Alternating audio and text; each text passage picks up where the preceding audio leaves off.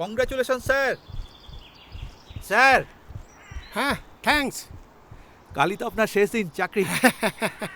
আর বলো না, এই নরক যন্ত্রণা থেকে এবার মুক্তি পাবো। আপনি তো বেঁচে গেলেন স্যার, কিন্তু আবার তো হল্লাই বাকি আছে এখন। সে আর কি করবে, যাকে চা খাবে তো? হ্যাঁ স্যার, চলুন। চলো একটু চা খাই। আমার চাকরি লাইফে এই ঘটনাটা আমার মনের মধ্যে সাংঘাতিকভাবে একটা দাগ কেটে রেখেছে। কিভাবে গল্পের সঙ্গে ধীরে ধীরে ইনভলভ হয়ে গেলাম সেটাই ভাবতে পারছি না।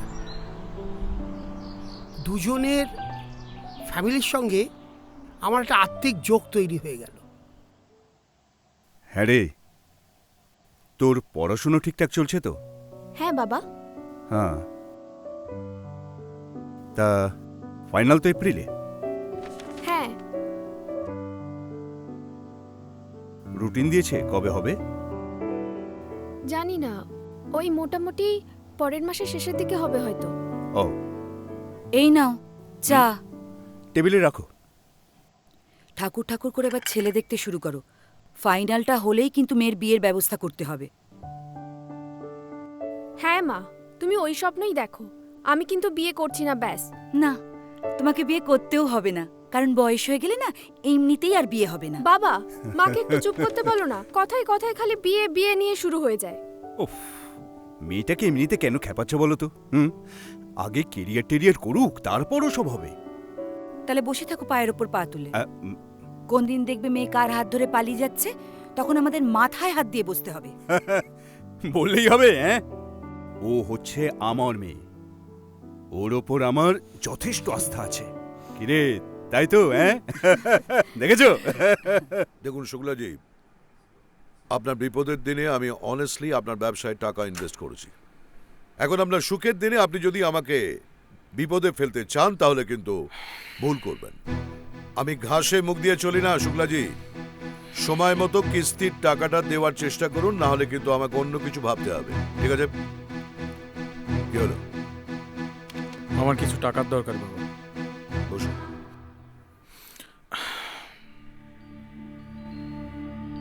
কলেজে যাচ্ছ নাকি বন্ধু বান্ধবদের সঙ্গে আড্ডা মেরে দিন কাটছে? যাচ্ছি। পরীক্ষা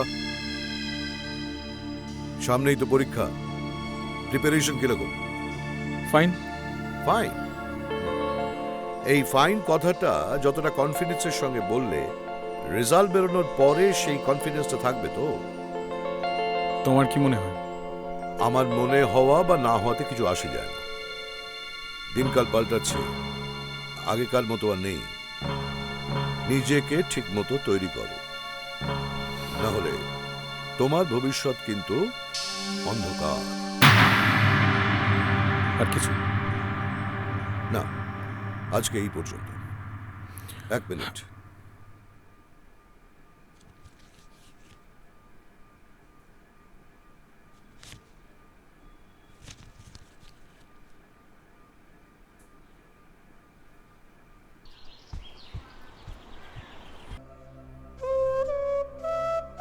অকালে এই পৃথিবীর মায়া কাটিয়ে তুমি চলে গেলে।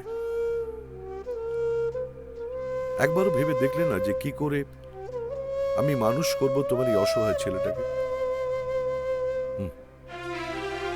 আমি কিন্তু হেরে যাইনি। নিজের সবকিছু উজাড় করে দিয়ে আমি মানুষ করেছি তোমার এই ছেলেটাকে। তো আমার মনে হয় কোথায় যেন একটা ফাঁক থেকে যাচ্ছে। হয়তো অজান্তে তোমার অভাব ওকে কুড়ে কুড়ে খাচ্ছে। আমি কিন্তু পালাইনি। তুমি কি জানো যে তোমার এই ছেলে এত কিছুর পরেও দিন দিন বিপথে চলে যাচ্ছে? এই নে ও তুমি কেন ঈশানী বাড়িতে নেই?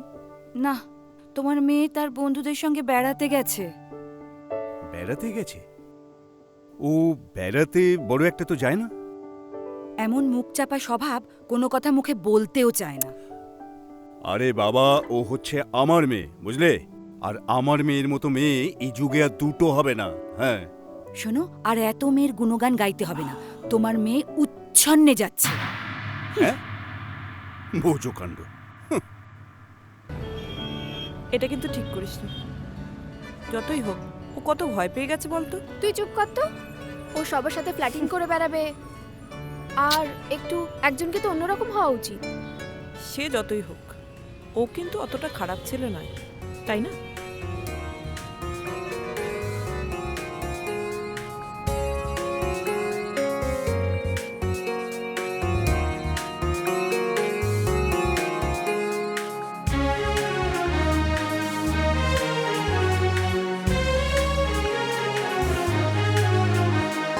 এক ফালি চাঁদ মেঘলা আকাশে, এক ফোঁটা বৃষ্টি মেঘের আশেপাশে।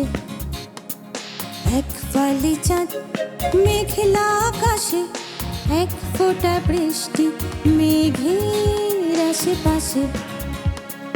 তুমি আছো আমার স্বপ্নের দেশে, এক ফোঁটা বৃষ্টি মেঘের আশেপাশে।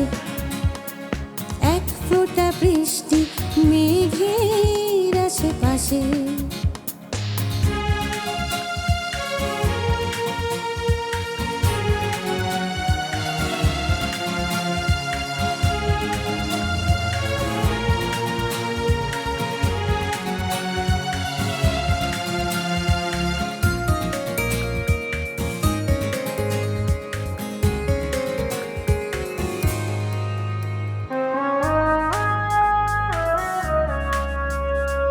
কোথায় হারিয়ে যায় আমি জানি না, তুমি জানো কি? এই প্রথম কাউকে ভালোবেসেছি। কোথায় হারিয়ে যায় আমি জানি না, তুমি জানো কি? এই প্রথম কাউকে ভালোবেসেছি। সে কি আমায় আজও ভালোবাসে? এক ফোঁটা বৃষ্টি মেঘের আশেপাশে, এক ফোঁটা বৃষ্টি মেঘের আশেপাশে।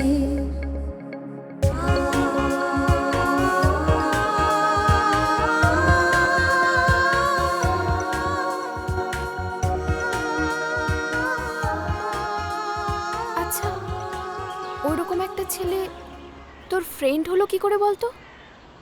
He is just disgusting. তুই জানিস না, ইমন খুব ভালো। আসলে কি বলতো, অনেক ছোটবেলায় ওর মা মারা গেছে, তারপর থেকে ওর বাবাই ওকে মানুষ করেছে। ওর বাবা তো সবসময় বিজনেস নিয়ে ব্যস্ত, কখন সময় দেবে বল? ও ভালোবাসার খুব কাঙাল। ও কিন্তু সেটাই খোঁজে। বাবা, তুই দেখছি এমনের প্রতি একটু বেশি উইকনেস দেখাচ্ছিস। উইকনেস তো থাকবেই, কেন বলতো? ইমন কিন্তু সত্যিই খুব ভালো ছেলে। কিরে, আরে কম্পিউটারে গেম খেললেই হবে? একটু পড়াশোনাও তো করতে হবে। আরে বাবা, তুই তো তোর মাকে চিনিস। পান থেকে চুন খসলে একেবারে বাড়ি মাথায় করে তুলবে। আচ্ছা বাবা, তুমি মাকে এত ভয় পাও কেন? আরে ভয় পাই কি আর সাধে? আমার মার খাওয়ার ভয় নেই। আসলে কি জানিস, সংসারে শান্তি বজায় রাখতে না বউদের একটু ভয় পেতে হয়। বড় হলে তুইও বুঝবি। সত্যি তুমি মাকে? আরে তোর ওই বন্ধু কি যেন না, হ্যাঁ অঙ্কিতা। অঙ্কিতার বাবা কেমন আছে? ভালো নেই গো। ভদ্রলোক অনেকদিন ধরেই ভুগছেন। ঠিক আছে।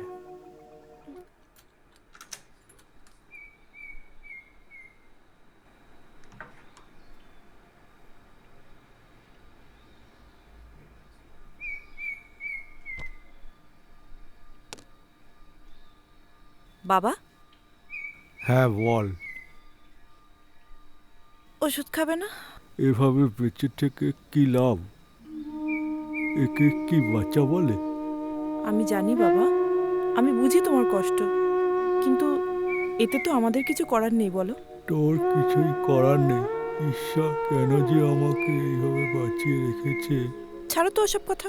একটা গুড নিউজ আছে জানো, আজকে আমি একটা নতুন টিউশন জয়েন করলাম। কোথায় আমি তোকে করব তা নয়, তুই সারাদিন খেটে খেটে মরছিস। কত স্বপ্নের একটা, তোর একটা বিয়ে দেব, সেই স্বপ্ন আমার স্বপ্নই রয়ে গেল। আরে তুই একটা সিনেমায় কাজ করবি বলেছিলিস না?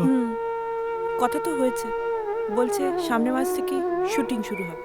তোর এই স্বপ্ন সার্থক হোক, তাহলেই আমার শান্তি।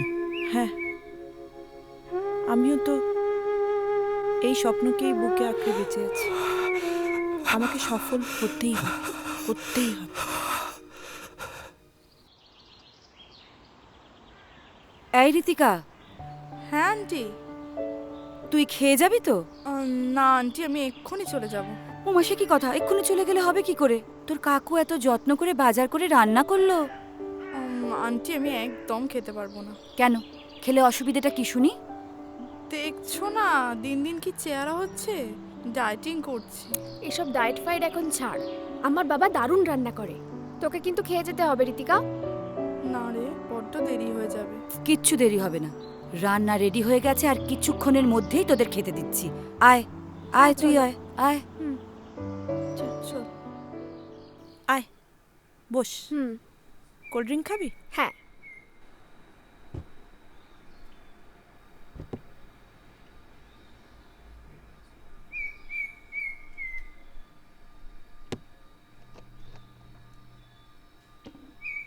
বাবার শরীরটা একদম ভালো নেই জানিস।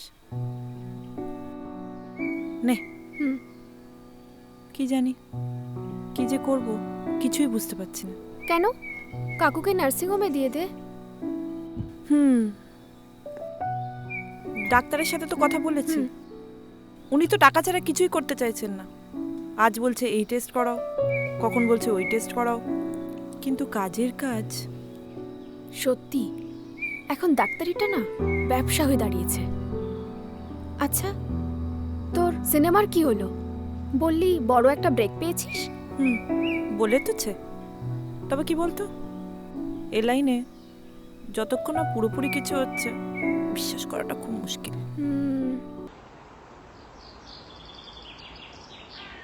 বাহ, এই তো চাই।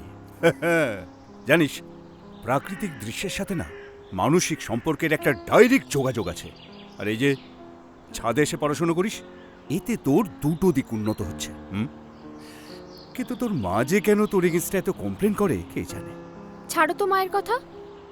মা আসলে নিজের জীবনে যা পায়নি তা আমাকে পেতে দেখে জেলাস হচ্ছে। না রে, একদম এইভাবে বলিস না।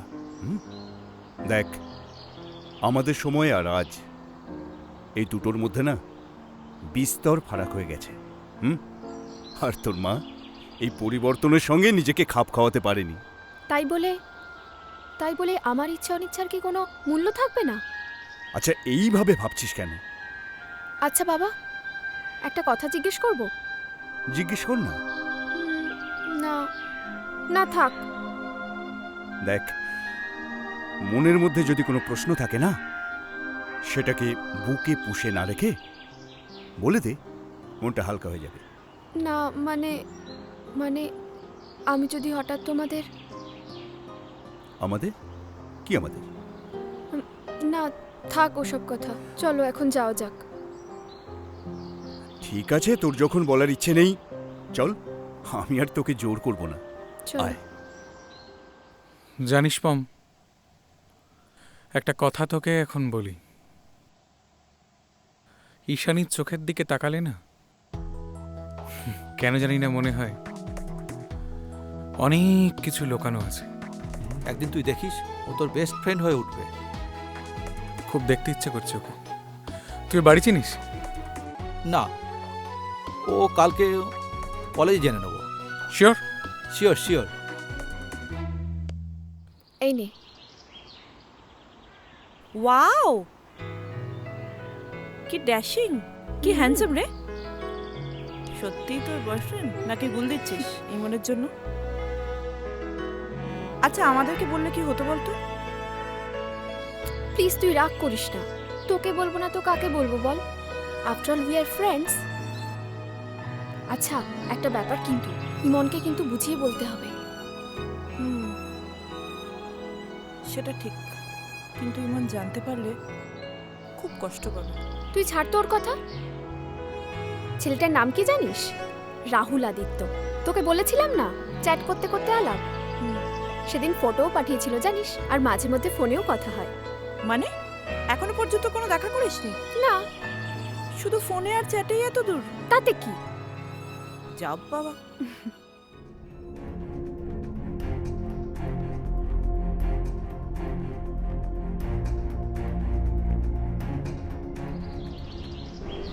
অনেকদিন তো হলো, এবারে দেখা ফেকা কর। আমি তো চাইছি, কিন্তু ও কাজে আটকে পড়েছে। আগামী 2 মাস পর্যন্ত ও দেখা করতে পারবে না। আসলে কি বলতো, টুরিস্টের খুব চাপ। তাহলে কি করবি? সেটাই তো ভাবছি। একটা কথা বলবো? তুই কিছু মনে করবি না তো অঙ্কিতা? কি? আমরা ওখান থেকে ঘুরে আসি, তাহলে আমাদের ঘোরাও হবে আর আমার ওর সাথে দেখাও হবে। তোর কি মাথা খারাপ হয়ে গেছে নাকি? সামনে আমাদের এক্সাম, এখনই ওখানে যাবি? সে আমি ম্যানেজ করে নেব, ওসব নিয়ে তুই টেনশন করিস না। কি বলবি? বলবো এক্সকারশন আছে। এক্সকারশন? তুই কি পাগল হলি নাকি? আমাদের সাবজেক্ট আবার কিসের এক্সকারশন? আরে বাবা তুই বলই না, তারপর দেখা যাবে। না বাবা, আমি যেতে পারবো না। তুমি একটা কাজ করো, তুমি বরং ঋতিকাকে নাও, আমি পারছি না। শোনো মেয়ের কথা, এখন নাকি পড়াশোনা বাদ দিয়ে সে যাবে বেড়াতে। বলি তোর ফেল করার ইচ্ছে হলো নাকি? কেন ফেল করতে যাব কেন? আমি বললাম তো কলেজের এক্সকারশন আছে। বাবা তুমি একটু মাকে বোঝাও না। বাবাকে কিচ্ছু বোঝাতে হবে না, কিচ্ছু বোঝাতে হবে না বাবাকে। আমি সব বুঝি, ওসব এক্সকারশন কিচ্ছু করতে হবে না, বুঝলে? উফ, আরে বাবা খালি খালি চটছো কেন? এক্সকারশন হচ্ছে এখন লেখাপড়ার একটা অঙ্গ। আর এটাতে তো প্র্যাকটিক্যালি মার্কসও যোগ হবে। শোন, কে কে যাচ্ছে তোদের সঙ্গে? কে কে যাচ্ছে শুনি? কেন, ডিপার্টমেন্টের সবাই। ঈশিতা, ঋতিকা, অঙ্কিতাও তো যাচ্ছে। তুমি পারলে ওদের জিজ্ঞেস করে নিতে পারো। জিজ্ঞেস তো করবো, জিজ্ঞেস তো করবোই। নাম্বার দে, দে নাম্বার, জিজ্ঞেস করছি। নাম্বার দে, নাম্বারটা দে।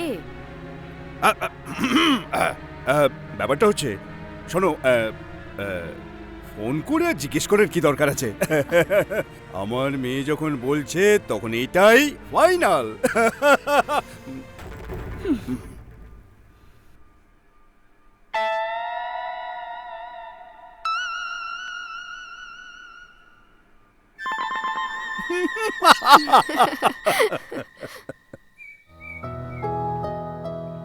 দেখ, তোকে আমার কটা কথা বলার ছিল।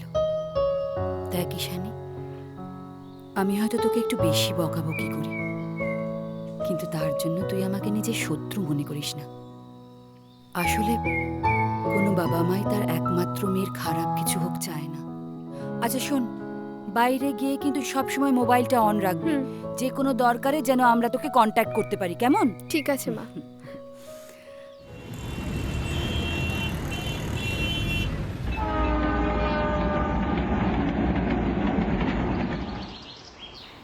আরে তোমরা এসে গেছো? আসতে কোনো অসুবিধা হয়নি? না না না, কোনো অসুবিধা হয়নি। অ্যাকচুয়ালি অসুবিধা হচ্ছিল ঈশানীর, কলকাতায় তোমাকে না দেখে দেখে। আমি রুথ, মানে ঋতিকা। ও হ্যালো। আমি ওর সব থেকে ভালো বান্ধবী, তাই ওর সুখের দিনে আমিও হাজির। তোমাদের জন্য একটু রুমের ব্যবস্থা করে দিয়েছি, ফ্রেশ হয়ে নাও, তারপর না হয় কথা বলবো। Thank you. যাও।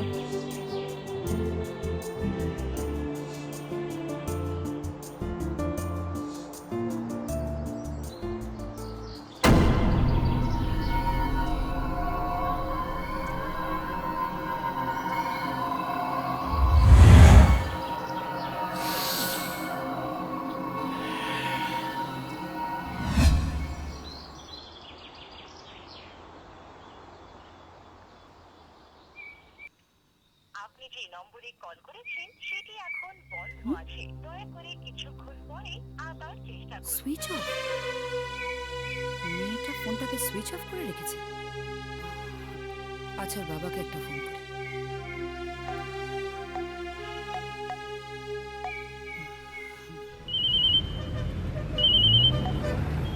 হ্যালো, বলো। শুনছো?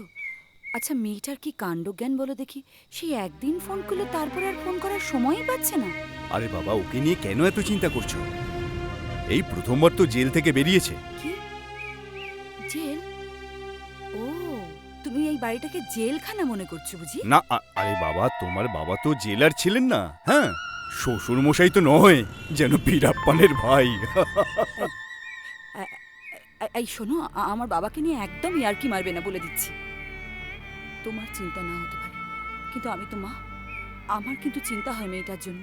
আরে কোনো চিন্তা করো না, আমি দেখে নিচ্ছি। ও হ্যাঁ, শোনো শোনো শোনো, আজকে না আমার অফিস থেকে ফিরতে একটু দেরি হবে, ঠিক আছে? ঠিক আছে, রাখছি।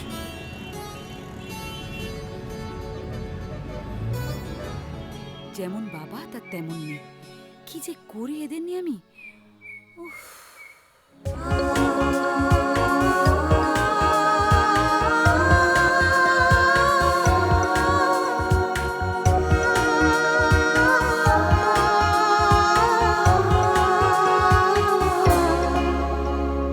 মন যে ছুটে যায় তারে পাশে, তেপান্তরে ভোরবেলার শিশির ফোঁটা ঘাসের পরে। মন যে ছুটে যায় তারে পাশে, তেপান্তরে ভোরবেলার শিশির ফোঁটা ঘাসের পরে। মনের আয়না হয়ে পলাশ আজ হাসে, এক ফোঁটা বৃষ্টি মেঘের আশেপাশে, এক ফোঁটা বৃষ্টি মেঘের আশেপাশে। এক ফালি চাঁদ মেঘলা আকাশে, এক ফোঁটা বৃষ্টি মেঘের আশেপাশে। এক ফালি চাঁদ মেঘলা আকাশে, এক ফোঁটা বৃষ্টি মেঘের আশেপাশে।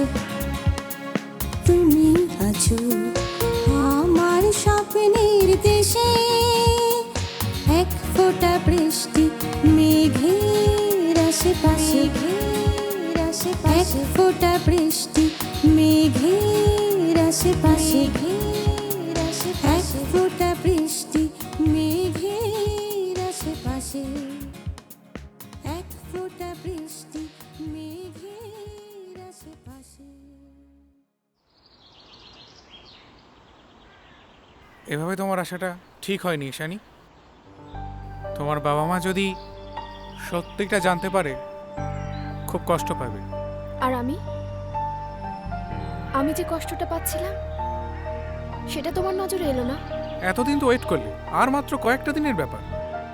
ঠিক আছে ঠিক আছে, তোমাকে আর আমার জন্য টেনশন নিতে হবে না। কাল সকাল হলেই আমি চলে যাব। উফ, রাগ করছো কেন? আমি তো সেভাবে কিছু বলিনি। এ আমার লুকিয়ে লুকিয়ে ব্যাপারটা না একদম পছন্দ না। তোমার বাবা মার মত নেই আমি তোমায় বিয়ে করব। কিন্তু এসেই যখন পড়েছি, এসব কথার আর কোনো মানে হয় না। বরঞ্চ যে কদিন আছি সে কদিন একসঙ্গে কাটাবো, দুজনে দুজনকে চিনবো, জানবো। ঠিক আছে মশাই? As your wish ma'am.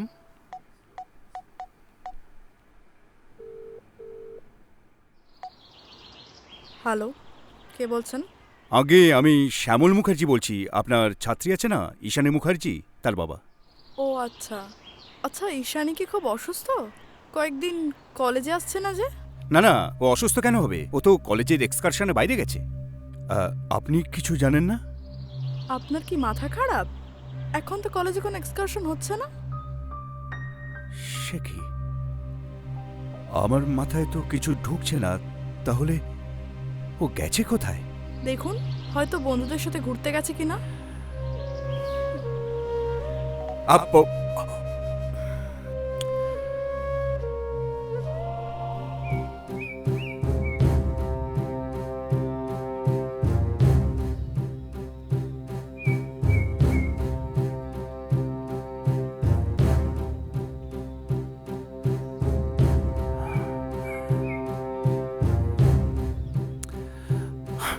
Ishani, তুই যা করছিস ঠিক করছিস তো? আরেকবার ভেবে দেখ। ঠিক ভুল জানি না, আমি শুধু জানি I can't live without Rahul. আসতে পারি? হুম। আসতে পারি? ও হ্যাঁ হ্যাঁ, আসুন আসুন আসুন, বসুন। হ্যাঁ বলুন। আমার কিছু ইনফরমেশন চাই। আপনি যা জানেন ঠিক ঠিক বলবেন। হ্যাঁ বলুন, কি জানতে চান? আপনার মেয়ে ঈশানীর স্বভাব চরিত্র, ব্যবহার কেমন ছিল? দেখুন, আমার মেয়ের ব্যবহারে কোনো খারাপ কিছু আমরা কখনো দেখিনি। হঠাৎ এমন কি ঘটলো যাতে ওকে বাড়ি ছেড়ে পালাতে হলো? অফিসার, সেটাই তো আমার মাথায় ঢুকছে না। আপনার মেয়ে সারাদিন বাড়িতে কি করত? দেখুন, সেটা তো আমি আপনাকে ঠিক বলতে পারবো না। আমি সারাদিনই বাড়ির বাইরে থাকি। আমার স্ত্রী হয়তো বলতে পারতেন। তিনি তো অসুস্থ। তিনি কি আপনাকে এখন... এই মুহূর্তে আমি আপনার স্ত্রীকে কোনো রকম ডিস্টার্ব করতে চাই না। আচ্ছা, আপনার মেয়ের বন্ধু বান্ধব কারা? আসলে আমার মেয়ে এমনিতে ভীষণ মুখচোরা। ওর তেমন বন্ধু বান্ধব বিশেষ কেউ নেই।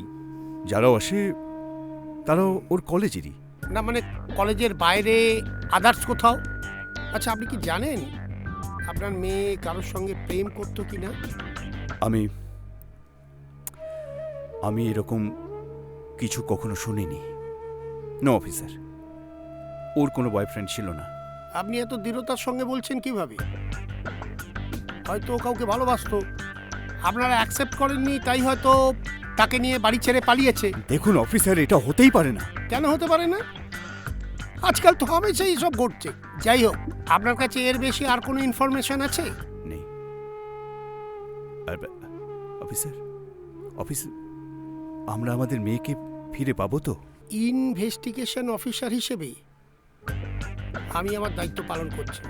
আমি আপনার মনের অবস্থা বুঝছি, কিন্তু এই মুহূর্তে আমি আপনাকে কোনো রকম অ্যাসুরেন্স দিতে পারবো না। ওকে, চলি।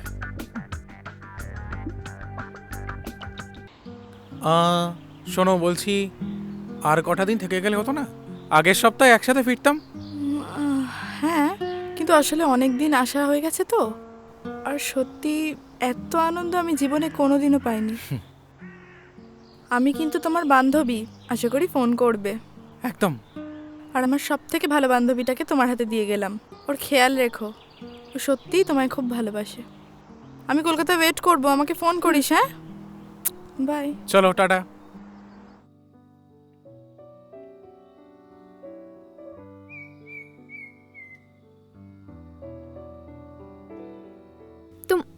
তুমি এখানে? আমি তোমাকে কখন থেকে খুঁজছি।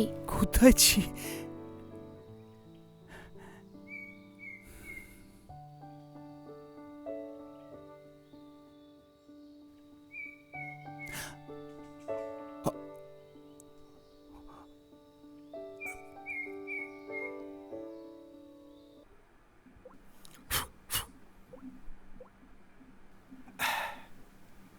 ঈশানী তোমার কলেজ লাইফের বন্ধু, তাই তো? হ্যাঁ। ওর সঙ্গে তোমার রিলেশন কেমন? ভালো, ও আমার বেস্ট ফ্রেন্ড। তাহলে তো তুমি ওর সম্বন্ধে অনেক কিছুই জানো, তাই না? মানে ঈশানী মেয়ে হিসেবে কেমন, ও কাদের সঙ্গে মেলামেশা করতো, ওর বয়ফ্রেন্ড কে, এসব আর। ঈশানী খুব ভালো মেয়ে, আমি ওর সম্বন্ধে খারাপ কিছু দেখিও নি, শুনিও নি। ঈশানীর কারোর সঙ্গে রিলেশন ছিল, বয়ফ্রেন্ড বা অন্য কেউ? এমনিতে ঈশানীর খুব একটা বন্ধুবান্ধব ছিল না, তবে রিসেন্টলি ইন্টারনেটের মাধ্যমে একটা ছেলের সাথে ওর আলাপ হয়, নাম রাহুল আদিত্য। শেষ দিন ওর সঙ্গে কথা হয়েছিল, রাহুলের কাছে যাওয়ার ব্যাপার নিয়ে কিন্তু কথা হয়েছিল স্যার। কতদিন আগে? খুব বেশি দিন নয়। কি কথা হয়েছিল ওর সঙ্গে? ও আসলে আমাকে বলছিল ওর সঙ্গে যাওয়ার জন্য রাহুলের কাছে। কোথায় যেতে বললো? পুরুলিয়া। তুমি কি বললে? আমি বললাম আমি যেতে পারবো না।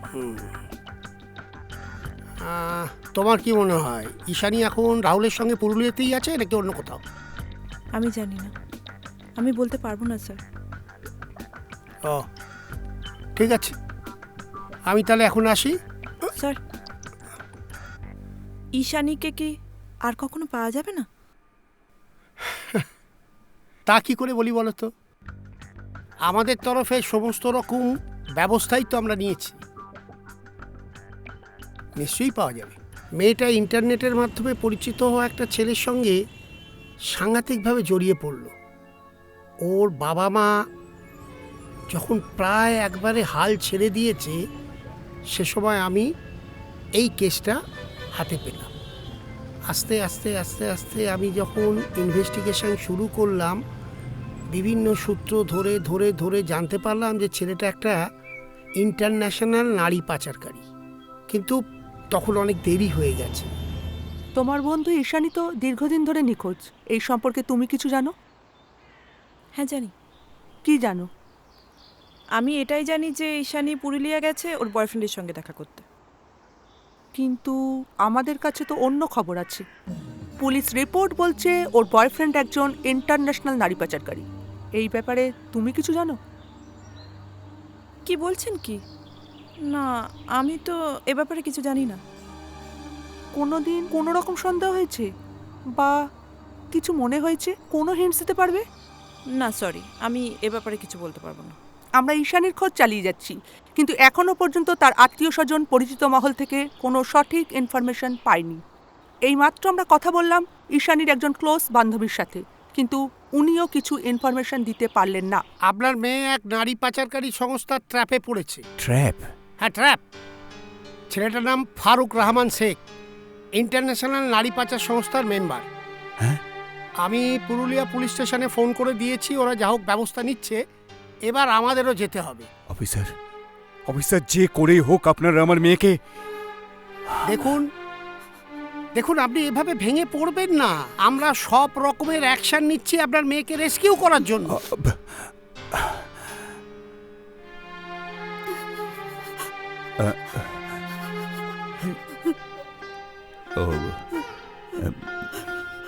শোনো না, তুমি তো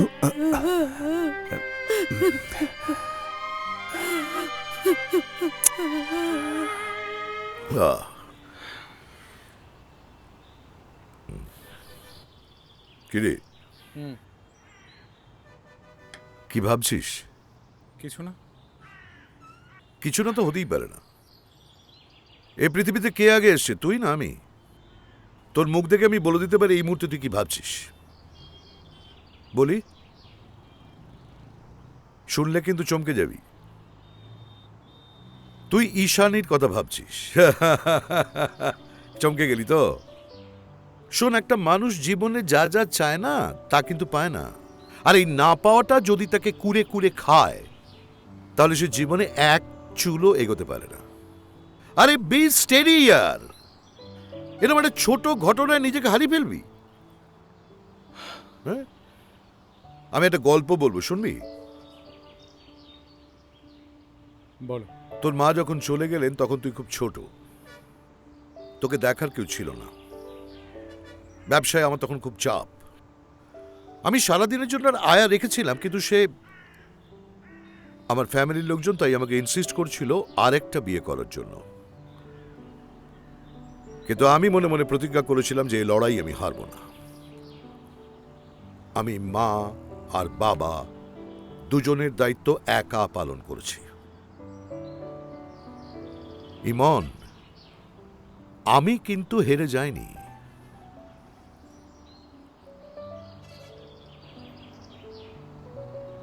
আর আমার ছেলে হয়ে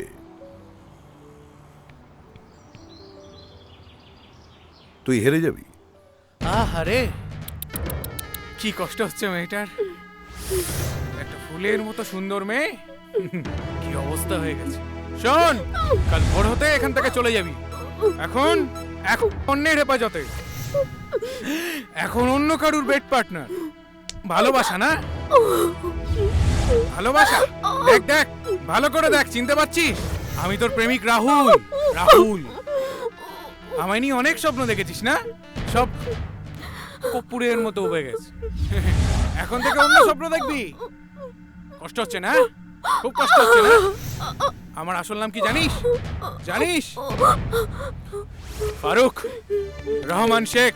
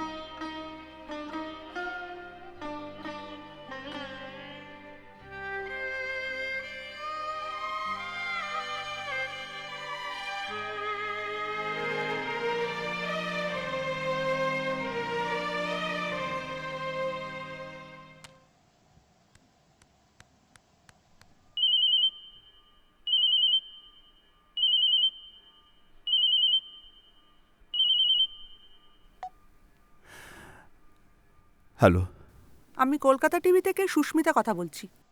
বলছি আমাদের কাছে একটা ইনফরমেশন আছে যে আপনার মেয়ে ঈশানী একটা নারী পাচারকারী চক্রের ট্র্যাপে পড়েছে। এই বিষয়ে আমাদের চ্যানেলে এই ব্যাপারে আমি আপনাদের একটা কথাও বলতে পারবো না। আমার মনের অবস্থা একদম ভালো নেই। স্যার স্যার আমি বুঝতে পারছি, কিন্তু দেখুন আপনারা যদি এমন করেন তাহলে কি করে হবে?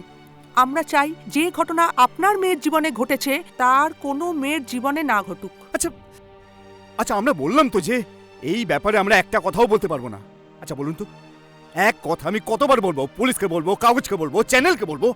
আমার স্ত্রী অসুস্থ, মেয়ে নিখোঁজ। আচ্ছা আচ্ছা, আমাকে একটা কথা বলুন তো, মানবিকতা বলে কি আপনাদের কিচ্ছু নেই? স্যার আমি আপনার মেন্টাল কন্ডিশন ফিল করতে পারছি, বাট প্লিজ একটু বোঝার চেষ্টা করুন।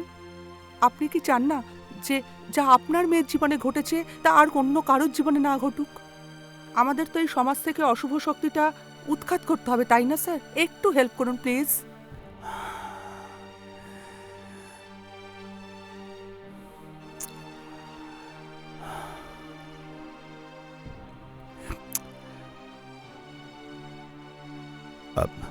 আচ্ছা ঠিক আছে,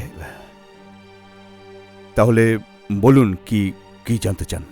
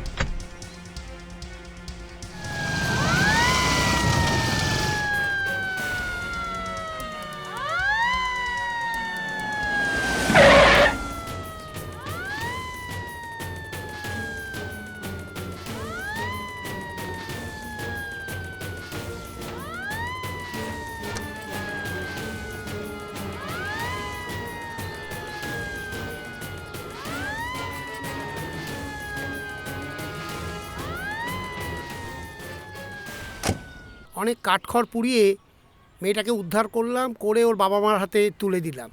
সমস্তটা ভালো ভালো মিটে গেল। আমার লাইফের প্রথম প্রমোশন এই কেসটার পর। এই শোন, আর পেছন ফিরে তাকাস না, সামনের দিকে তাকা। তুই তো ঈশানীকে ভালোবাসিস, তাই না? তাহলে চিন্তা কি? আরে ও তোর ভুল বুঝতে পেরেছে। যা, এখন ওর তোকে দরকার, যা ওর পাশে গিয়ে দাঁড়া, আমি তোর পাশে আছি, যা। এসব কি বলছো তুমি? আরে যা বলছি আমি ঠিক বলছি। বিপদের দিনে বন্ধুকে চেনা যায়, আর তুই যদি ওর সত্যিকারের বন্ধু হোস তাহলে যা, যা ওর পাশে গিয়ে দৌড়ে ওর পাশে গিয়ে দাঁড়া, যা। কিন্তু বাবা, বাবা ভাবা কিছু নয়, যা তাড়াতাড়ি যা, যা যা। ঈশানী আমি তোকে, ঈশানী বিশ্বাস কর, আমি কিন্তু তোকে সত্যিই ভালোবাসি। এত কিছু হয়ে যাওয়ার পর তুই আমাকে অ্যাকসেপ্ট করবি? অ্যাকসেপ্ট করবে মানে 100% অ্যাকসেপ্ট করবে। আরে মানুষ মাত্রই ভুল করে, আর সেই ভুল থেকেই মানুষ শিক্ষা নেয়, আর সেই শিক্ষাই মানুষকে এগিয়ে নিয়ে যাওয়ার পথ দেখায়। কোথায় হাত ধরে দেখি, হাত দেখি। ধর, তোরা দুজনে সুখী হ। আমার বুক ভরা ভালোবাসা রইল তোদের জন্য। দ্বিতীয় ঘটনাটাতেও আমি কিভাবে ঢুকে পড়লাম কে জানে। মেয়েটা কলেজে পড়তো, ইনোসেন্ট, সিনেমায় অভিনয় করতে চায়, তবে বাস্তব জীবন সম্পর্কে তেমন ধ্যান ধারণা ছিল না। দেখ অঙ্কিতা, পালদা যা বলছে তুই মেনে নে, দেখবি তোর জীবনের একটা হিল্লেও হয়ে যাবে। আর কি এত ভাবছিস তুই? ওনাকে একটুখানি সন্তুষ্ট করতে পারলে তোর ক্ষতিই বা কি হবে? আর ওনার তো টাকার কোনো অভাব নেই, তুই যখন যা চাইবি তাই পাবি। মানিয়ে নেবার চেষ্টা কর অঙ্কিতা, অ্যাডজাস্ট কর না। আর ভাবছিস কেন এত এভাবে? এটা তো ঠিক নয়, আমি কোনোভাবেই অ্যাডজাস্ট করতে পারবো না। তাহলে তুই টাকা দে, ইনভেস্ট কর। সেই ক্ষমতা কি তোর আছে? পারবি কি তুই 5 লাখ টাকা দিতে? 5 লাখ? অভিনয় করার জন্য 5 লাখ টাকা দিতে হবে? হ্যাঁ, তা না হলে তুই তো চান্সই পাবি না। চান্স পাবো না? চান্স পাবো না? কিন্তু এই মুহূর্তে তো আমার কাছে অত টাকা নেই। যে টাকাটা আছে ভাইয়ের ইঞ্জিনিয়ারিং ভর্তি হওয়ার জন্য রেখে দিয়েছে, ও টাকা তো হাত দেওয়া যাবে না। স্যার, আপনি যেভাবে সাজেস্ট করবেন প্রজেক্টটা সেভাবেই চালু হবে। সমস্ত প্রজেক্টটা শ্যাম স্টিলের মেটেরিয়াল দিয়েই তৈরি হবে। শ্যাম স্টিল হলো শক্তি ও নমনীয়তার সঠিক ব্যালেন্স। হ্যাঁ, কিন্তু স্যার আমাদের মেটেরিয়ালসের কষ্টটাও তো দেখতে হবে। হ্যাঁ, তা হবে, 100 বার হবে, কিন্তু কস্টটা সবসময় বড় কথা নয়। শ্যাম স্টিলের মেটেরিয়াল খুব হাই কোয়ালিটির। সে তো অবশ্যই স্যার, আপনার মতো সফল ব্যবসায়ীর উপদেশ আমার নিশ্চয়ই কাজে লাগবে। ডিমনিটাইজেশনের পরে এই যে সব নোট বাতিল হলো, কনস্ট্রাকশন বিজনেসের অবস্থা খুব খারাপ। 500, 1000-এর নোট বাতিল হয়ে গিয়েছে, এখন লোকের খরচ করার অবস্থা নেই। সে আর বলতে স্যার, সে তো হাড়ে হাড়ে বুঝতে পারছি। প্রজেক্টটা হাই ফাই করে তৈরি করো, কোনো প্রবলেম হবে না। মানুষ এখনো ভালো জিনিসের কদর করতে পারে। এগুলো স্যার এখানেই রইলো, একটু চোখ বুলিয়ে নেবেন। হ্যাঁ ঠিক আছে, রেখে যাও, আমি দেখে তোমায় কল করব। ঠিক আছে, আসি স্যার। আসবো স্যার? স্যার আপনার সাথে কয়েকটা ইম্পর্টেন্ট কথা ছিল আমার। এসো। প্রাণটা জুড়ালো, কি জল যেন 4H অ্যাকোয়া। হ্যাঁ রে, বয়স তো বেড়ে যাচ্ছে, আর কতদিন অপেক্ষা করবি? আমি তো বলেই দিয়েছি দাদা, এই মুহূর্তে আমার পক্ষে বিয়ে করা সম্ভব নয়। তা বললে চলবে কেন? প্রবীর আর কতদিন অপেক্ষা করবে? দাদা, প্রবীর তো ভালো করেই জানে আমার প্রফেশনের কি চাপ। তারপরেও যদি এত জোড়াজুড়ি করে, তাহলে বোধহয় আমার পক্ষে রিলেশনশিপটা মেনটেন করা আর সম্ভব হবে না। কি বলছিস তুই? ঠিকই বলছি দাদা, এখন আমার বয়স অনেক বেড়ে গেছে, কচি বয়সের সেন্টিমেন্ট আর নেই। আমার মাথায় তো কিছুই ঢুকছে না, এসব কথার মানে কি? মানে একটাই দাদা, আমি এখন বিয়ের পিড়িতে বসতে পারবো না। তাহলে প্রবীর এখন কি করবে? তা আমি কি করে জানবো? এতদিন তো আমি অনেক অপেক্ষা করেছি দাদা, তখন তো ওর পড়াশোনা, চাকরি, প্রমোশন, বাড়ির প্রবলেম এইসব দেখিয়ে ডিলে করেছে।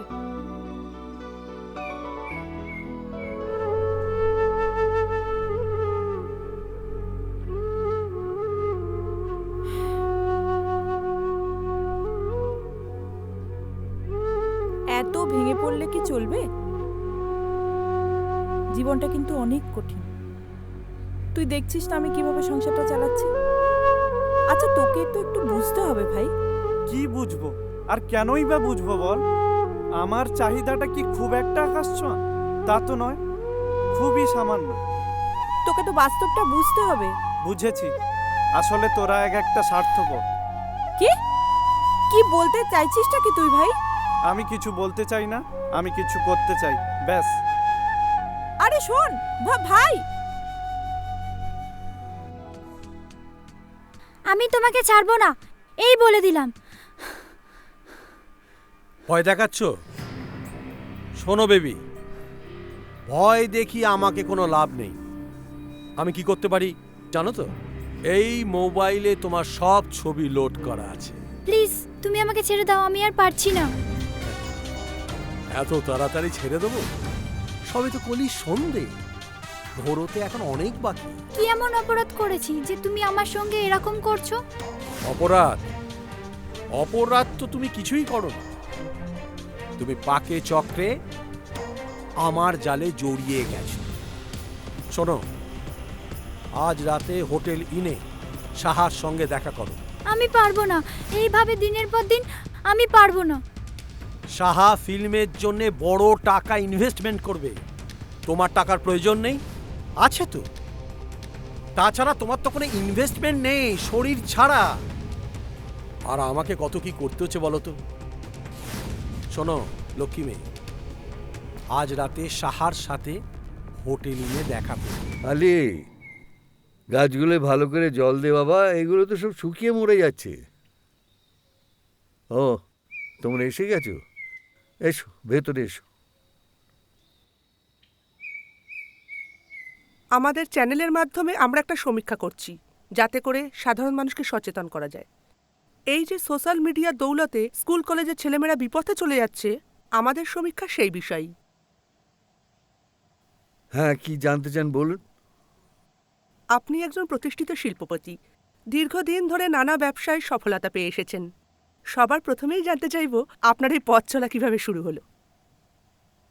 সে তো এক দীর্ঘ ইতিহাস, সবটা বলতে গেলে সেটা সময় সাপেক্ষ ব্যাপার।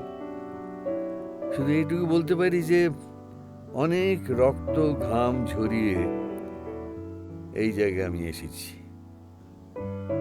যাকে আপনি বোধহয় অন্য কোনো কথা জানতে চাইছেন।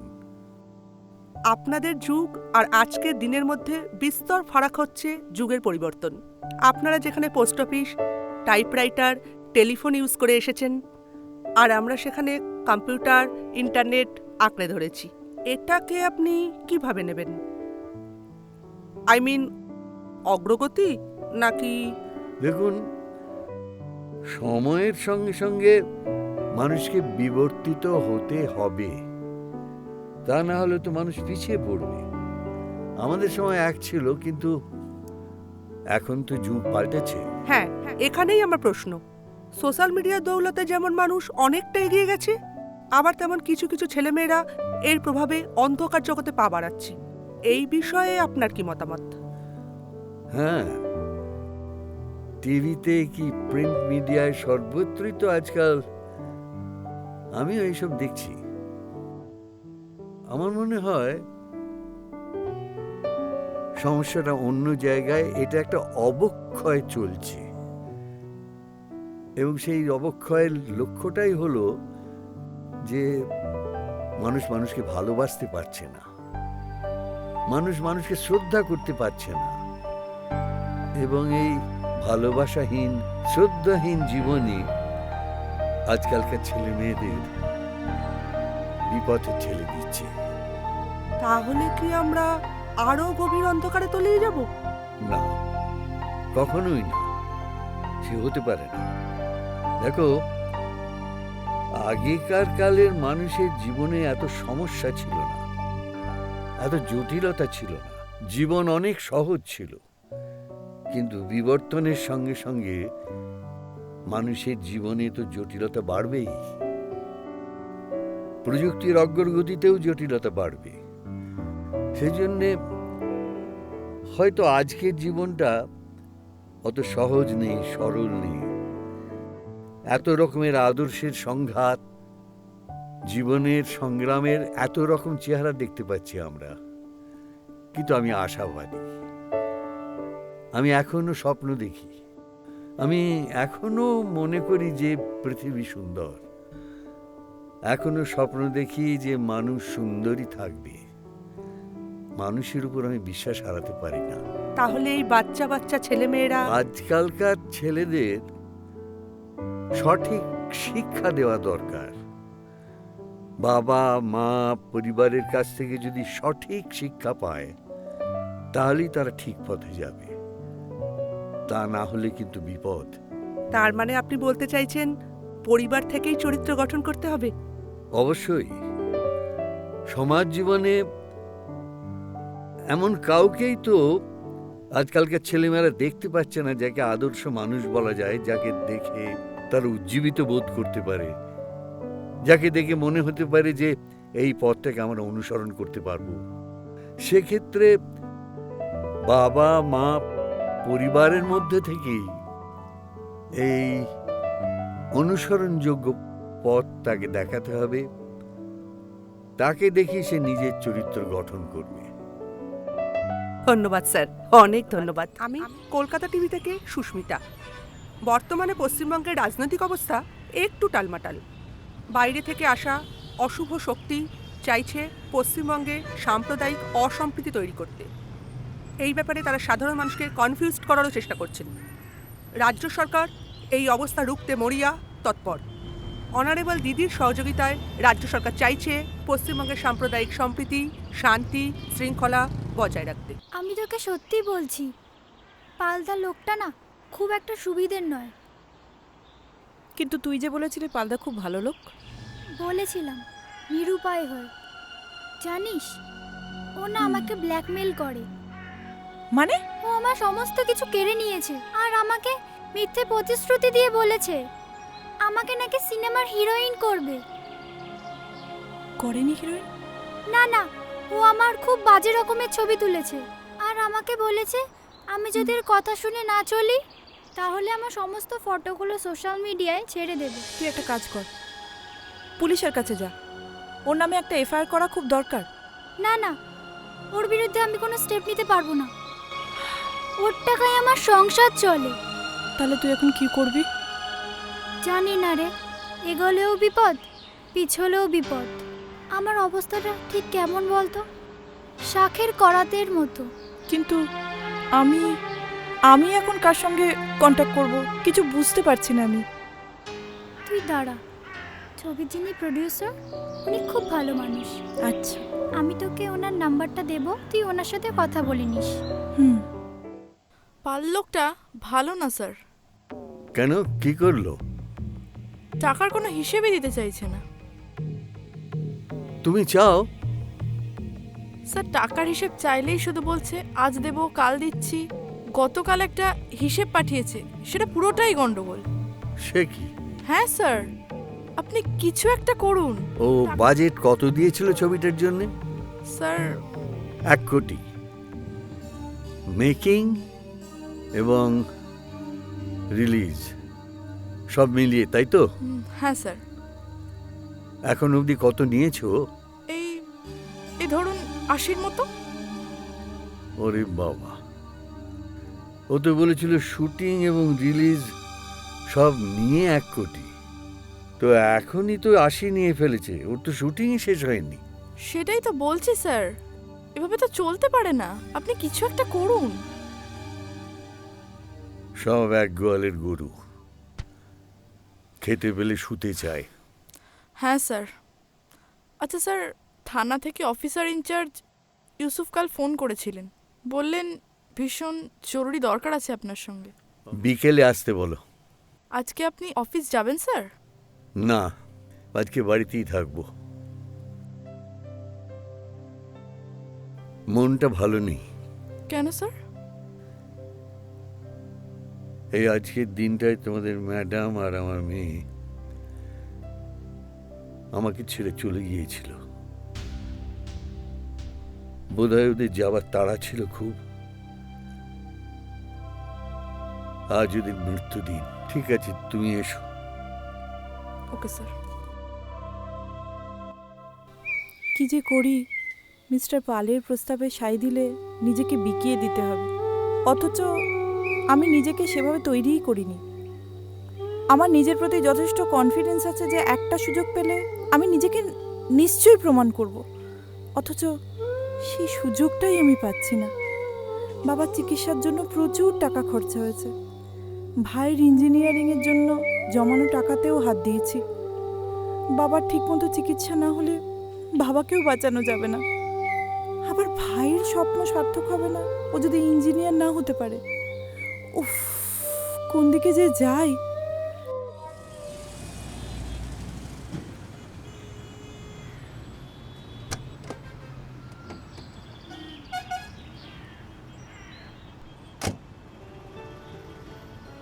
লোকেশন, মেটেরিয়ালস সমস্তটাই দারুণ।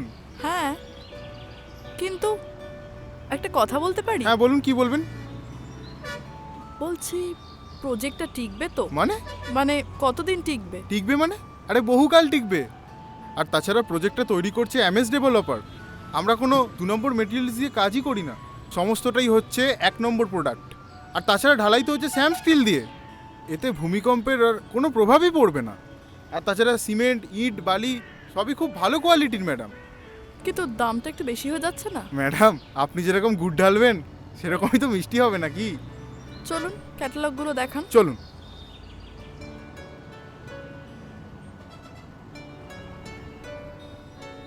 আসলে কিছু মনে করবেন না, চোর চিটিংবাজে দেশটা ভরে গেছে, তাই ঠিকঠাক কাউকে আর বিশ্বাস করা যায় না। না না, ঠিকই বলেছেন। জিনিসপত্র কেনার আগে সবকিছু যাচাই করে নেওয়াই ভালো। হ্যাঁ, হ্যালো। হ্যাঁ শোনো না, আমি প্রডিউসারকে যে বাজেটটা দিচ্ছি না, তাতে ছবিটা কনফার্ম হয়ে যাবে। কারণ আমি ওনার সাথে কথা বলে যেটা বুঝলাম, খুব বড় বাজেটের ছবি উনি করবেন না। বুঝতে পেরেছো তো? হ্যাঁ হ্যাঁ, তোমার এই নিয়ে কোনো টেনশন নেই। এখন যেটা হচ্ছে কনফার্ম হয়ে যাবে। ঠিক আছে? আচ্ছা ঠিক আছে ঠিক আছে ঠিক আছে। স্যার আছেন? হ্যাঁ ভিতরে আছে, যান।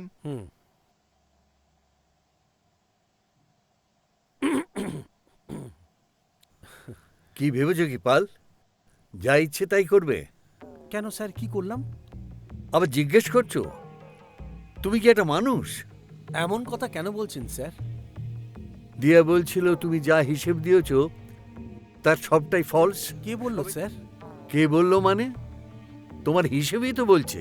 ভুল স্যার, ভুল। যেভাবে দিন দিন খরচা বাড়ছে তাতে সামলানো যাচ্ছে না। দেখো, বাজে কথা বলো না, একদম বাজে কথা বলো না।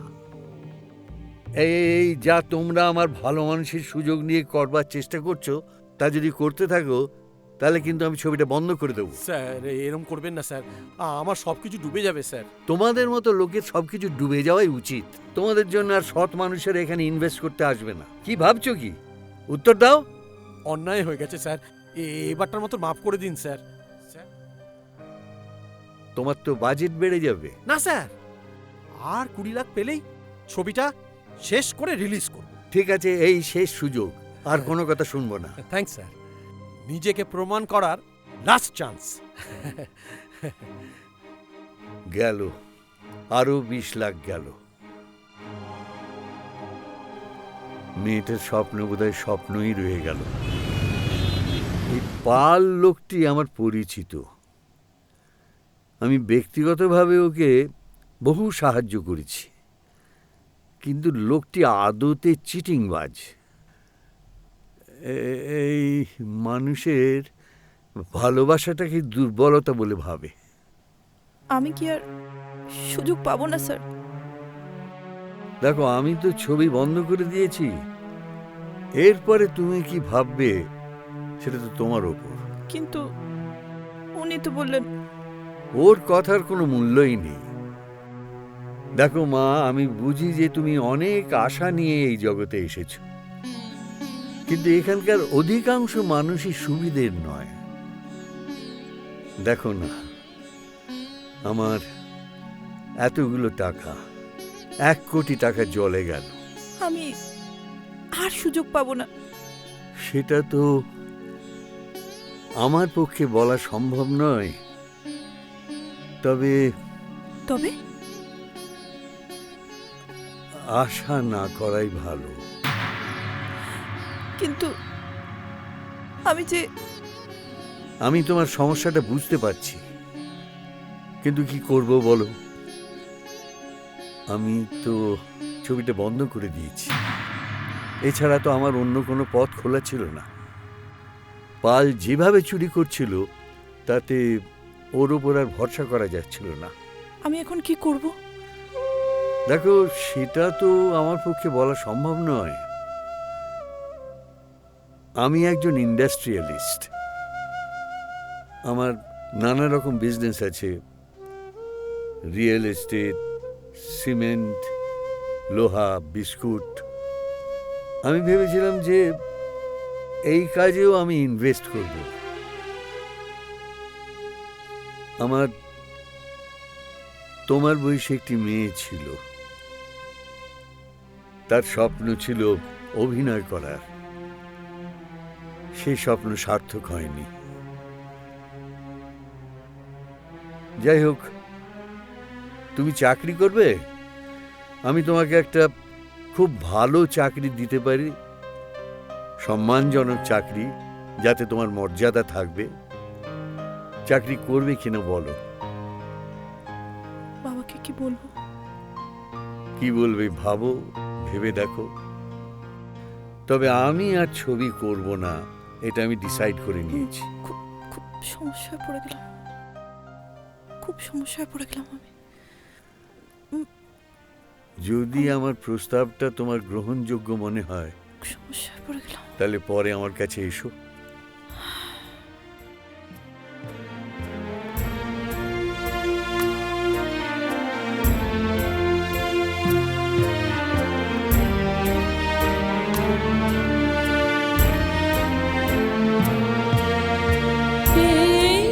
করেছো ভালো নিঠুর হে, নিঠুর হে, এই করেছো ভালো, এই করেছো ভালো নিঠুর হে, নিঠুর হে, এই করেছো ভালো,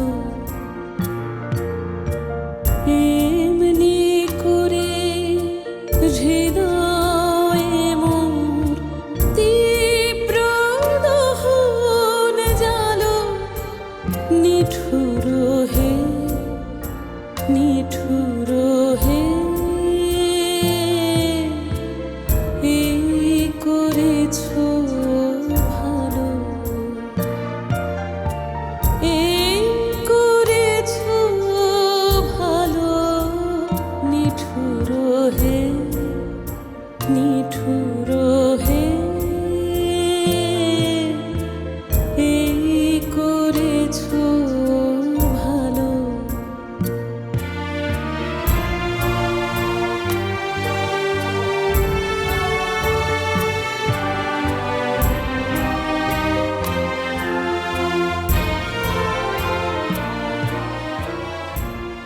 আমিও তো এই স্বপ্নকেই বুকে আঁকড়ে বেঁচে আছি। আমাকে সফল করতেই হবে।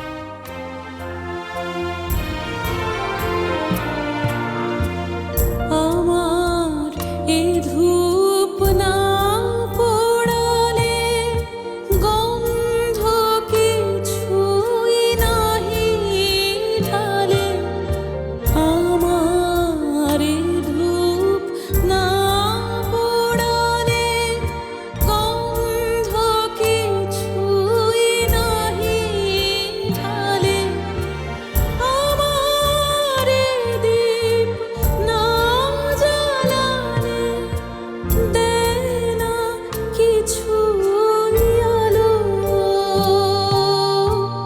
এই করেছো ভালো নিঠুর হে, নিঠুর হে,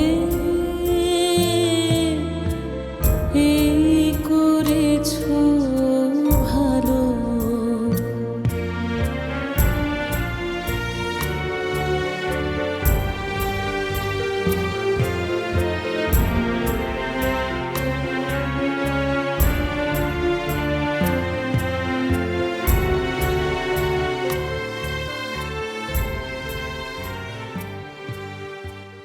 বসুন, চা চলবে তো?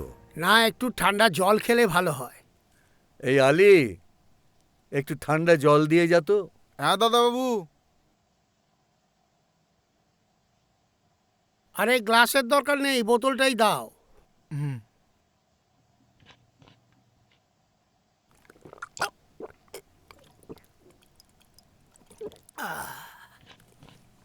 বাহ, বেশ ভালো তো।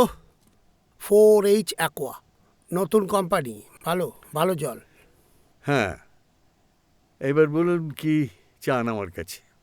একটা কেস হিস্ট্রির ব্যাপারে একটু সাহায্য চাই। কার হিস্ট্রি? পরিচালক অনিকেত পাল, আপনি তাকে চেনেন? হ্যাঁ, চিনব না আবার? খুব ভালো করেই চিনি। ও আবার কি করল? ওই তো আসল অপকর্মের মূল। ওর বিষয়ে কিছু জানেন? ও তো আপনার একটা ছবিতে। হ্যাঁ, ও এক সময় আমার বাড়ির কাছেই থাকতো, সিনেমার সঙ্গে যুক্ত ছিল। তা এক সময় এসে বলল যে একটু আর্থিক সমস্যায় পড়েছে, টাকার দরকার। টাকা দিলাম। তারপর একদিন এসে বলল যে ও সিনেমা বানাতে চায়, তার জন্য টাকার দরকার। ওই সিনেমা বানাবার ইচ্ছেটা আমারও ছিল কিনা, সেই জন্য রাজি হয়ে গেলাম। কিন্তু টাকা দেবার পর থেকেই ওর আসল স্বরূপটা প্রকাশ পেতে লাগলো। ওর বিরুদ্ধে আরো কিছু গুরুতর অভিযোগ আছে, শুনেছেন কিছু? না না, আমি কিছু শুনিনি, আমি ওইসব জানার চেষ্টাও করিনি। আসলে আমাকে তো আমার নিজের কাজ নিয়ে থাকতে হয়, এইসব জানার আমার সময়ও হয় না, ইচ্ছেও হয় না। সিনেমার ব্যাপারে আমি ওর উপর নির্ভর করেছিলাম, আর সেইটি আমার কাল হলো। লোকটা যে ভয়ানক চিটিংবাজ তখন তো আর বুঝতে পারিনি। পাল সম্পর্কে আর কোনো ইনফরমেশন আপনার কাছে আছে? দেখুন, লোকটা ভালো নয়, আগে সেটা বুঝতে পারিনি, কিন্তু পরে বুঝতে পেরেছিলাম, এবং বুঝতে পারা মাত্রই লোকটাকে পত্রপাঠ বিদায় করে দিয়েছি। এইটুকুই, আর কিছু নয়। আসলে এরা সমাজের কীট, এদের থেকে যত দূরে থাকা যায় ততই মঙ্গল। তুই কি ভেবেছিস বলতো ভাই? তোর কি বাস্তববোধ বলে কিচ্ছু নেই? আমাদের সংসারের অবস্থা কি তোর অজানা? তুই জেদ ধরে থাকলে হবে? তোর দিদি কত কষ্ট করে তোকে লেখাপড়া শেখাচ্ছে, আমাদের কি সেই সামর্থ্য আছে যে তুই ইঞ্জিনিয়ারিং পড়িস? তবু আমরা তোর স্বপ্ন সার্থক করার জন্যে সব রকম চেষ্টাই করছি। এরপরও যদি তুই না বুঝিস। কি হবে ওসব কাজ করে? যে কাজ অর্ধেক শুটিং হয়ে বন্ধ হয়ে যায়, লাভ কি? আর আর পাল হচ্ছে সাংঘাতিক লোক, সমাজটাকেও কলঙ্কিত করছে। এ সমস্ত লোকের শাস্তি হওয়াই উচিত। জানি, কিন্তু আমার মনের অবস্থা এই মুহূর্তে এমন জায়গায় যে আমি কি করব কিচ্ছু বুঝতে পারছি না। আমি বাবাকে কিছু বলতে পারছি না, ভাইকে সব কিছু লুকিয়ে যাচ্ছি। আমি মানসিক দিক থেকে একেবারে ভেঙে পড়েছি। উফ, কি যে করব স্যার, আমি কিছু বুঝতে পারছি না সত্যি। তুমি একটা ডায়েরি করো, আমি তোমায় কথা দিচ্ছি, পালকে আমি জেলের ঘানি ঘুরিয়েই ছাড়বো। তাতে আমার কি লাভ বলুন? আমি তো আর। তুমি শুধু নিজের দিকটাই দেখবে। তোমার মতন আরো কত মেয়ে পালের চক্রান্তের জালে জড়িয়ে গেছে, তাদের কথা একবারও ভাববে না। তুমি একবার সাহস করে এগিয়ে এসো অঙ্কিতা, পালের এগেন্স্টে ডায়েরি করো, তারপর দেখো কোথাকার জল কোথায় গিয়ে দাঁড়ায়।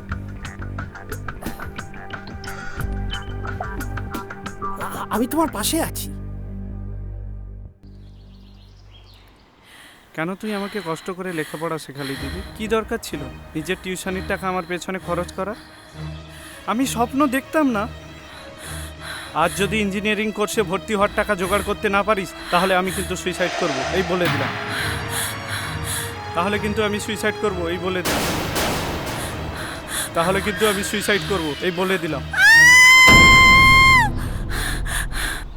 আপনার কি মনে হয় মিস্টার পালকে আপনারা আদৌ অ্যারেস্ট করতে পারবেন?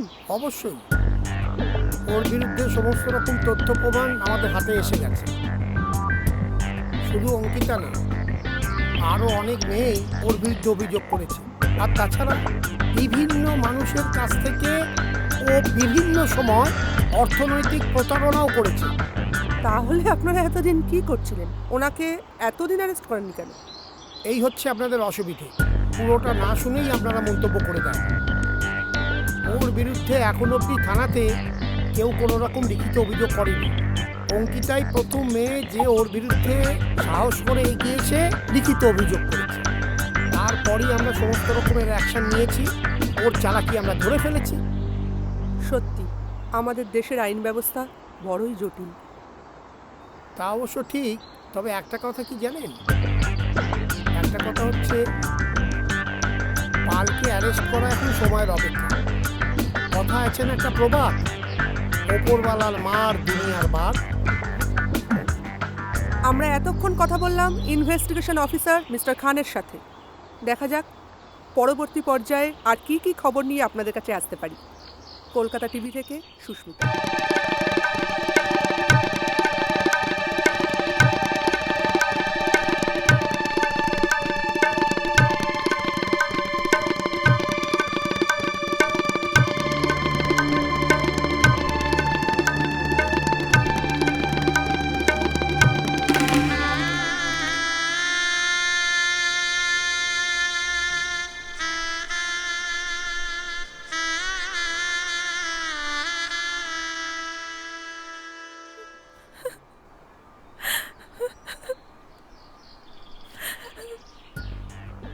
হঠাৎ কি এমন হলো যে তোমার ভাই সুসাইড করলো?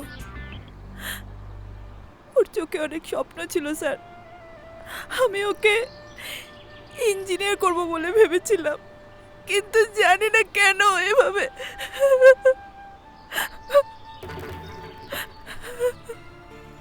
আসলে মানুষ যা চায় সবসময় তা পায় না, এটাই নিয়ম। তোমার জন্য আমার খুব খারাপ লাগছে জানো। তোমার বাবা জানেন?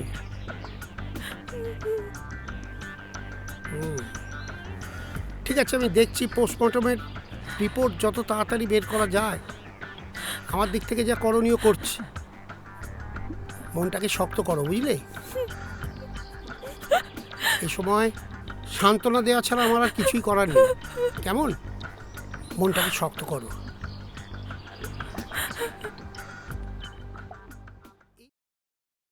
চুপ করে থাকিস না, একটু কাঁদ না। কাঁদলে মনটা হালকা হবে। কি করবি বল? ও তো আমাদের কথা একবারও ভাবলো না।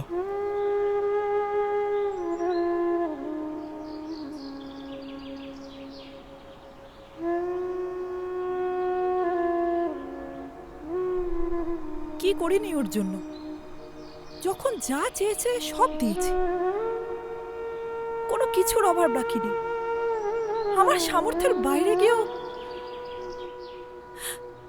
আচ্ছা বাবা, আমার ভালোবাসার কি কোনো খামতি ছিল?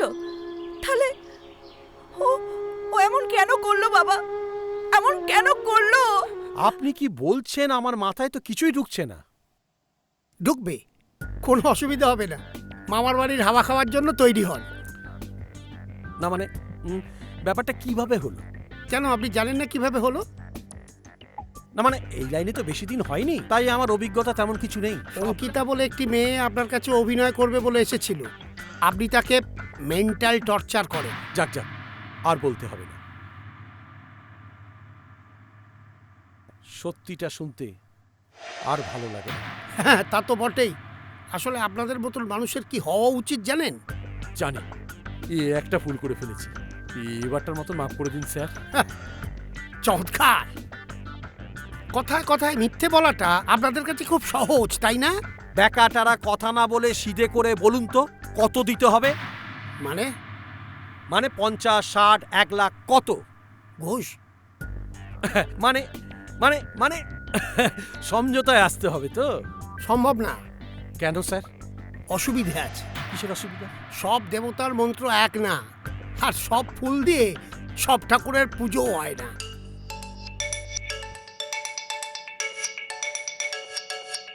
এক মিনিট স্যার, আমার ওয়াইফের ফোন। হ্যাঁ হ্যাঁ, হ্যালো। হ্যাঁ ডার্লিং, আমি না একটা ভাইটাল মিটিংয়ে আছি, একটু পরে ফোন করছি। না না না না না, তুমি কোনো চিন্তা করো না ডার্লিং, সব ঠিক হয়ে যাবে। হ্যাঁ রাখছি। আমার ওয়াইফ। হ্যাঁ অনেক হলো। হ্যাঁ, you are under arrest mister Pal. হ্যাঁ হ্যাঁ, আমি যাব না, বাবা আমাকে নিয়ে যাচ্ছে। কেন এরকম করছো? আমি বলছি তো আমি পাগল নই, আমি সত্যি বলছি আমি পাগল নই। ছাড়ো ছাড়ো ছাড়ো, আমি পাগল নই, নই আমি পাগল, পাগল নই, ছাড়ো। যখন থাকে অচেতনে এ চিত্ত আমার, আঘাত সেজে পরশ তব সেই তো পুরস্কার। যখন থাকে অচেতনে এ চিত্ত আমার, আঘাত সেজে পরশ তব সেই তো পুরস্কার। অন্ধকারে মোহে লাজে চোখে তোমায় দেখি না যে, অন্ধকারে মোহে লাজে চোখে তোমায় দেখি না যে, বজ্রে তোলো আগুন করে আমার যত কালো। এই করেছো ভালো নিঠুর হে, নিঠুর হে। এই করেছো ভালো, এমনি করে হৃদয়ে মোর তীব্র দহন জালো। নিঠুর হে, নিঠুর হে। এই করেছো ভালো, এই করেছো ভালো। নিঠুর হে, নিঠুর হে। এই করেছো ভালো।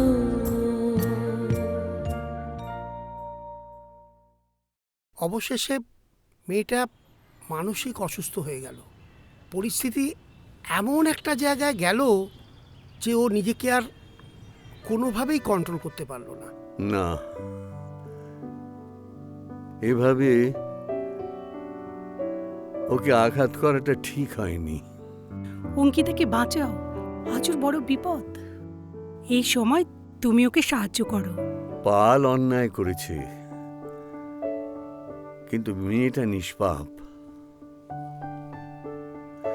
দেখি একটা কিছু করতে হবে।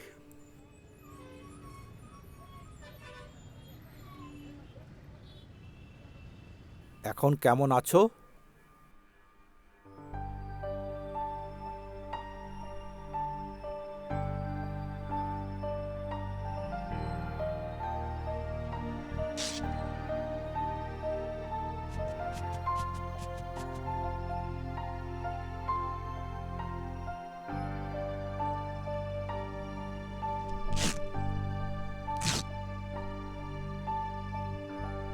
ঠিক আছে, আগের চেয়ে অনেক ইমপ্রুভ। আপনি নিয়ে চলে যান।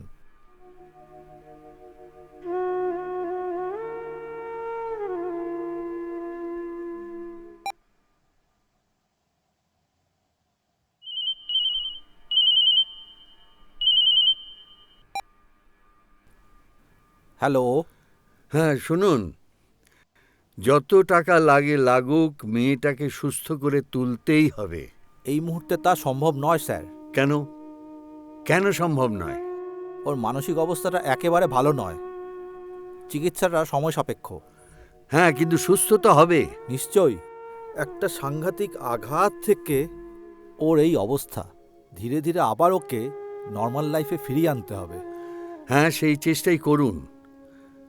আপনারা চাইলে সবই সম্ভব, আপনারাই এটাকে সম্ভব করতে পারেন।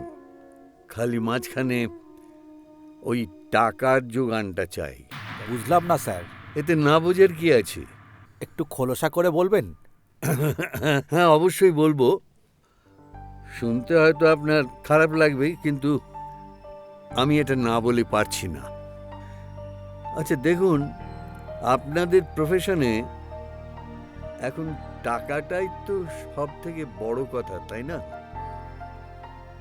রুগী এসে যখন আপনাদের হাসপাতালে ভর্তি হয় তখন তার আর্থিক অবস্থা কেমন, আর্থিক অবস্থায় সে বিল দিতে পারবে কি না পারবে, এইসব কোনো বিবেচনা না করেই তো আপনারা তাকে 1000টা টেস্ট করান, লক্ষ লক্ষ টাকার বিল ধরিয়ে দেন, আর টাকাটা পেশেন্ট পার্টি দিতে না পারলেই তো। এটা বলবেন না স্যার, হয়তো কেউ কেউ এমনটা করে। দেখুন, ও ঠক বাজতে গাঁ উজাড় হয়ে যাবে, ওসব কথা না বলাই ভালো। আপনারা যদি আপনাদের দায়িত্বটা সঠিকভাবে পালন করতেন তাহলে গরিব মানুষকে এত কষ্ট পেতে হতো না, এত নাকাল হতে হতো না। যাকে ওসব কথা থাক, অঙ্কিতার বিষয়টা একটু দেখুন। ওর মেডিকেল রিপোর্টগুলো আজই পাচ্ছি, দেখে বলতে পারবো কতটা কি করতে পারবো, তারপর আপনাকে জানাবো। তবে এটুকু বলতে পারি, আপনাকে নিরাশ করব না স্যার। ওকে। মেয়েটাকে যে করেই হোক সুস্থ করে তুলতেই হবে, এটা আমার কাছে একটা চ্যালেঞ্জ। আপনাদের প্রফেশনে এখন টাকাটাই তো সব থেকে বড় কথা, তাই না?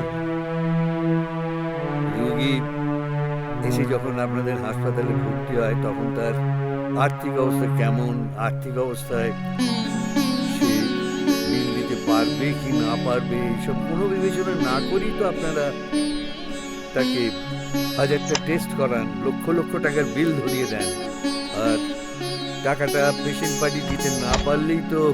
দেখুন, ও ঠক বাজতে গাঁ উজাড় হয়ে যাবে, ওসব কথা না বলাই ভালো। দাদা, দাদা তোমার চা।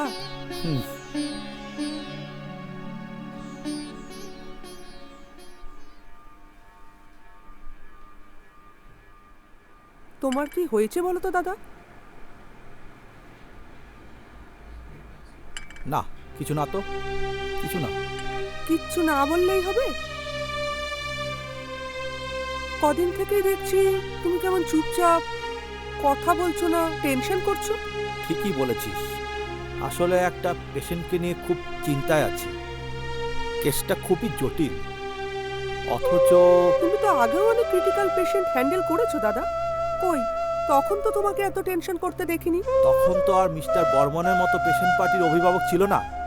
কথায় কথায় ভদ্রলোক হুমকি দিচ্ছে, তাতে করে আমি আরো ডিমোরালাইজড হয়ে যাচ্ছি। কিন্তু দাদা, আমি মিস্টার বর্মনকে যতটুকু জানি উনি কিন্তু অসাধারণ মানুষ। আমি ওনাকে খারাপ লোক বলছি না, তবে পরিস্থিতিটাও তো দেখতে হবে। অঙ্কিতার মতো পেশেন্টকে হুট করে সুস্থ করা সম্ভব না, রীতিমতো লড়াই করতে হচ্ছে। ও তো একটা আঘাত থেকে। হ্যাঁ, আমি জানি ঘটনাটা। আচ্ছা, তোমার কি মনে হয় অঙ্কিতা আবার সুস্থ হবে? হতেই হবে, ও নিজেও খুব চেষ্টা করছে। তুমি চেষ্টা করো দাদা, অঙ্কিতাকে স্বাভাবিক জীবনে ফিরিয়ে আনতেই হবে। মিস্টার বর্মন যদি দেবদূতের মতন অঙ্কিতার পাশে এসে না দাঁড়াতো তাহলে অঙ্কিতার জীবনটা হয়তো ভেসেই যেত।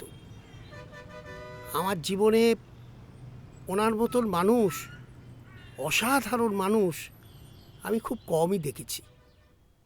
Thank you doctor Bose. ওকে সুস্থ করে তুলতে পেরেছি, এটাই যথেষ্ট স্যার। আমি সত্যি খুবই দুশ্চিন্তায় ছিলাম। বিষয়টা খুব কঠিন ছিল, ওর সহযোগিতা ছাড়া এত তাড়াতাড়ি রিকভার সম্ভব ছিল না। ঈশ্বরকে ধন্যবাদ। চলি স্যার, আমার ক্লিনিকে আবার অন্য কাজ আছে। ভালো থাকবেন। Thank you sir. আপনার ঋণ কিভাবে যে শোধ করব জানি না। দূর, বাপ মার ঋণ কখনো সন্তান শোধ করে নাকি? আর তুই কেনই বা শোধ করবি? আমি তো শুধু আমার কর্তব্যটুকু করেছি। সেটাই বা কজন করে বলুন? আমার জীবনে যে মস্ত ঝড় বয়ে গেল। রাতের পর যেমন দিন আসে, তেমন তুইও সবকিছু নতুন করে শুরু কর, দেখবি সব ঠিক হয়ে যাবে। কি করে সব ঠিক হবে? বাবা, ভাই, এরা সকলে আমায় ছেড়ে চলে গেছে। দেখ মা, পৃথিবীটা বড় কঠিন, সেখানে বাস্তবকে মেনে নিতেই হয়, সে বাস্তব যত কঠিনই হোক। আমার বিশ্বাস তুই এই বাস্তবকে মেনে নিতে পারবি, তার সঙ্গে নিজেকেও মানিয়ে নিতে পারবি। একবার যখন যুদ্ধে জিতেছিস, তখন আর পেছন ফিরে তাকাস না। আমাকে প্রতিষ্ঠিত হতেই হবে, শুধু আপনার আশীর্বাদটা চাই। আমি তো সব সময় তোর পাশে আছি। বাহ, খুব ভালো হলো। এই জন্যই তো তুমি এত বড় হয়েছ। আমার বিশ্বাস ছিল তুমিই পারবে। অঙ্কিতার সিনেমা জগতে কাজ করার স্বপ্ন ছিল। মিস্টার বর্মন ওকে অর্থ এবং মানসিক শক্তি যোগাল। অঙ্কিতা ওর স্বপ্ন সার্থক করল। একটা সময় ও কলকাতার একজন নামী অ্যাড ফিল্ম মেকার হিসেবে আরে তাড়াতাড়ি করো, নিজেকে প্রমাণ করলো। ওকে চলো যাই। সাইলেন্স, সবাই ready? Roll. Yes, rolling. Action. Shyam steel TMT bar, কঠিন যত নমনীয়। কাট হয়েছে, বাট ফিরে যখন ডায়লগটা দিচ্ছ না, তখন ডায়লগটা একটু বেটার করে দাও। মানে এই ব্যাপারটা একটু বেটার করতে হবে, ঠিক আছে? চলো, হচ্ছে। Ready, roll, rolling, action. Shyam steel TMT bar, কঠিন যত নমনীয়। Cut. Excellent, excellent shot, very good, very nice. Thank you.